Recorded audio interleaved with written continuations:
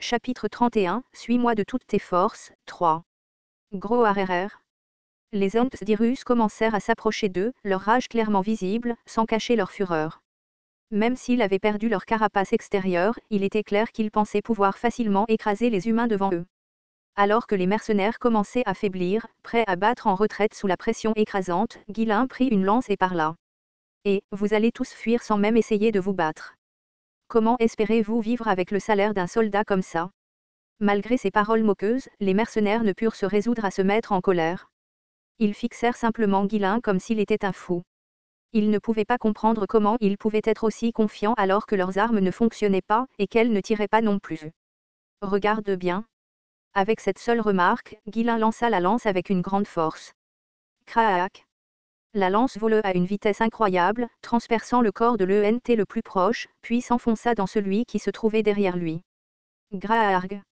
La créature qui avait été transpercée tituba en arrière, choquée par la douleur qu'elle n'avait jamais ressentie auparavant.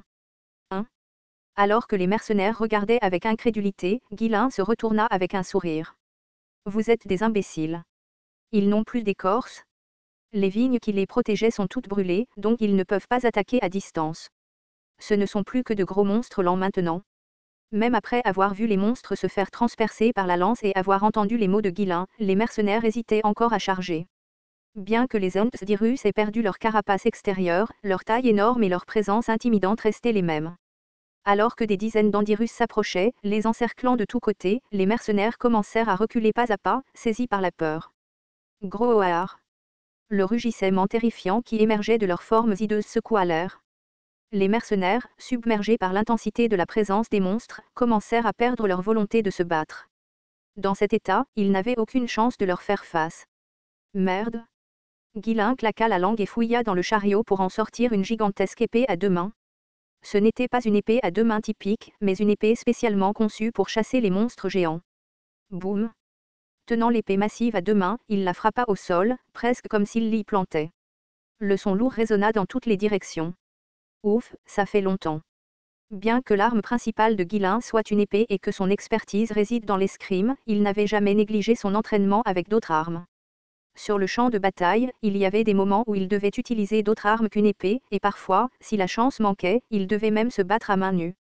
En fait, à l'époque où il était le roi des mercenaires, il était célèbre pour sa capacité à manier facilement n'importe quelle arme, pas seulement les épées. Gros ARRR. Boum. Boum. Boum. Alors que les hommes d'Irus s'approchaient, les mercenaires reculèrent encore plus, trébuchant en arrière. Votre Altesse, veuillez reculer. Je vais m'en occuper. Corps de mercenaires Cerberus, préparez-vous. Gillian et Keo se préparèrent à avancer. Les mercenaires étant désorganisés et en désordre, les deux savaient qu'ils devaient garder la tête droite. Sinon, ils seraient tout piétinés à mort sur le champ. Les mercenaires restants regardaient nerveusement Guilain. Leur employeur se tenait immobile, tenant seulement une épée à deux mains comme s'il était trop effrayé pour donner des ordres.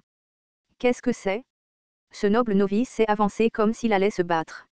Il ne peut même pas tenir correctement son épée parce qu'elle est trop lourde. Qu'est-ce qu'il compte faire avec cette position inconfortable ? Les mercenaires grimacèrent en reculant rapidement. Il ne s'agissait pas seulement d'un ou deux monstres, mais d'une horde massive et vicieuse. Peu importe comment ils la regardaient, les combattre était impossible. Ils espéraient simplement que le corps des mercenaires cerbères résisterait suffisamment longtemps pour leur donner le temps de s'échapper.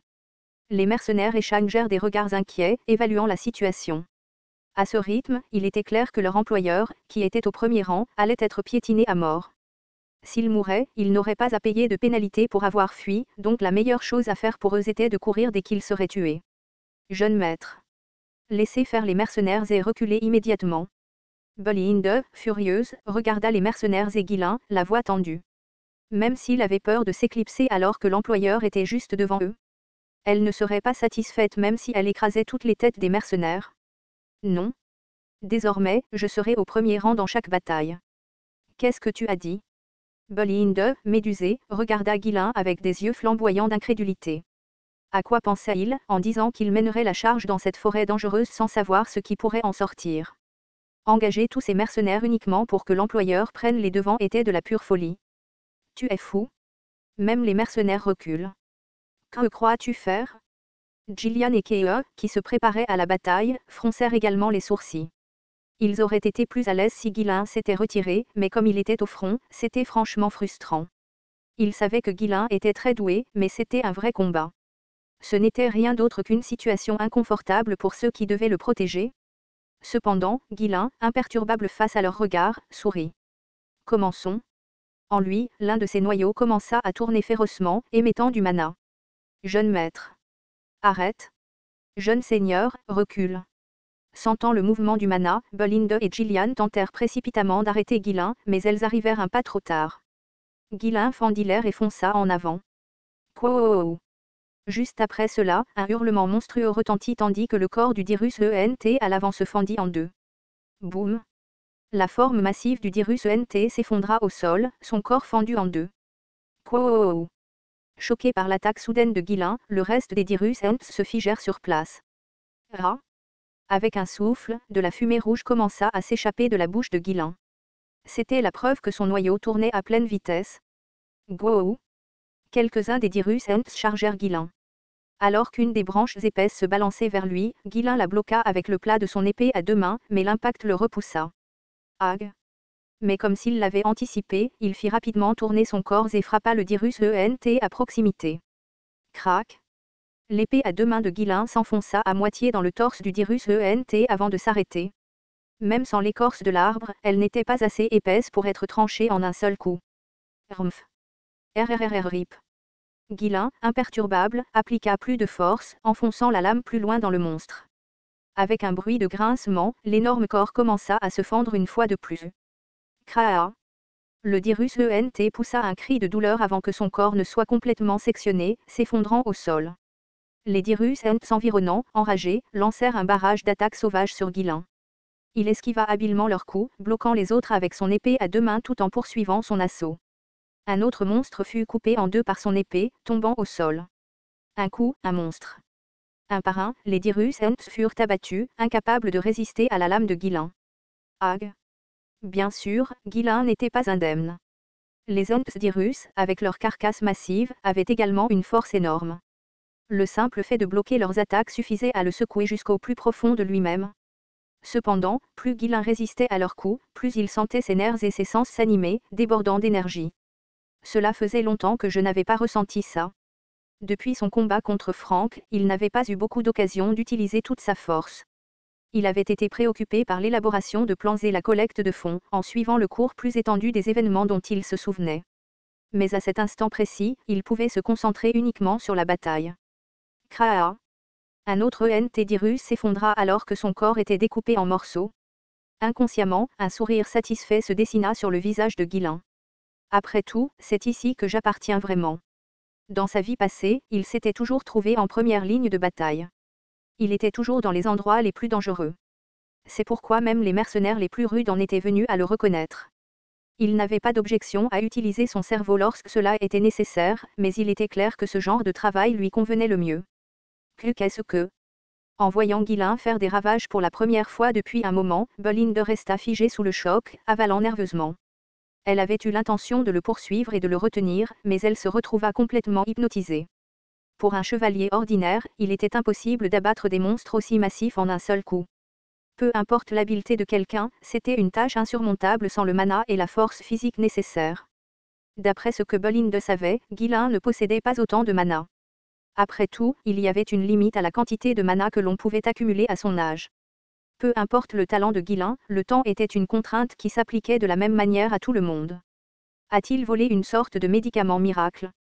En vérité, Guilain n'avait activé qu'un seul noyau. La quantité de mana disponible à partir d'un seul noyau n'était pas énorme, mais sa capacité à se concentrer et à gérer le mana était sans égal. Même avec une petite réserve de mana, il pouvait déclencher des explosions d'une puissance immense à des moments critiques. Cependant, pour ceux qui ne connaissaient pas son secret, tout ce qu'il pouvait faire était de regarder avec stupeur sa démonstration écrasante.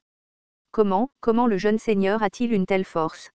Il n'est pas seulement doué en escrime. Gillian et Keo étaient stupéfaits, incapables même d'envisager de se joindre à la bataille alors qu'ils regardaient Guilain avec admiration. C'était la première fois qu'ils le voyaient se battre sérieusement en utilisant du mana. Ils avaient toujours su que son escrime était impressionnante, mais ils ne s'attendaient pas à ce qu'il manie un mana aussi puissant en combat réel. Même les mercenaires, qui s'étaient retirés en silence, s'arrêtèrent net, stupéfaits, observant Guilain avec fascination. Notre employeur a-t-il toujours été aussi fort? N'ont-ils pas dit qu'il n'était qu'un enfant gâté? Comment quelqu'un de cet âge peut-il avoir autant de talent? Alors que tout le monde restait abasourdi, la bataille devint plus féroce. Quo! Tous les hommes d'Irus convergèrent vers Guilain. Il brandissait frénétiquement son épée à deux mains et brisait tout autour de lui. Il n'avait d'autre choix que de se concentrer uniquement sur lui. Je vais devoir activer le deuxième noyau. Même Guilain ne pouvait pas facilement surmonter la différence de taille entre lui et les monstres. Ils étaient lents, ce qui lui permettait d'esquiver efficacement jusqu'à présent, mais chaque attaque était terriblement puissante. S'il devait subir un coup direct, même lui ne pouvait même pas garantir sa survie. Il n'avait d'autre choix que de se préparer à la tension et d'activer un autre noyau. Alors que Guilain réveillait son deuxième noyau, puisant plus de mana, ses yeux commencèrent à briller d'un rouge plus profond. Gillian, reprenant ses esprits, cria fort. « Pourquoi restez-vous là? Attaquez !» Gillian chargea en avant comme un sanglier enragé, sa hache levée. Crac! Sa hache s'enfonça dans le corps d'un ENT d'Irus qui attaquait Guilain. Avec l'intervention de Gillian, Guilain expira profondément, refroidissant son deuxième noyau. Grâce à Gillian, qui coupait maintenant avec sa hache, Guilain avait un peu plus de marge de manœuvre. Merde! Corps de mercenaires cerbères, chargé.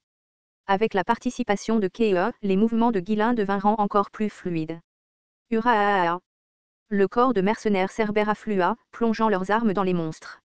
Le corps de mercenaires cerbères était composé de guerriers qui s'épanouissaient dans le combat à mort.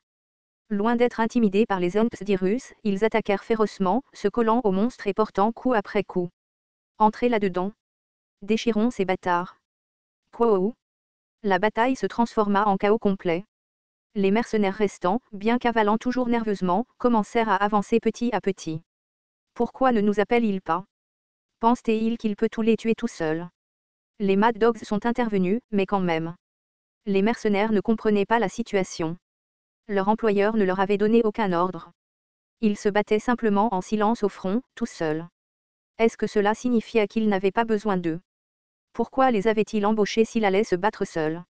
Une chose était sûre, regarder Guilain se battre leur faisait bouillir le sang. Je dois me battre aussi. Un mercenaire plus âgé, connu sous le nom de Torrent, saisit son arme et se précipita. J'arrive aussi. Quelques autres mercenaires suivirent de près Torrent. Bolinde, qui avait regardé les bras croisés, lança un regard perçant aux autres mercenaires. Que faites-vous, debout là? Vous allez juste rester assis ici et regarder. À sa réprimande acerbe, les mercenaires se regardèrent avant de crier. Oh ouais.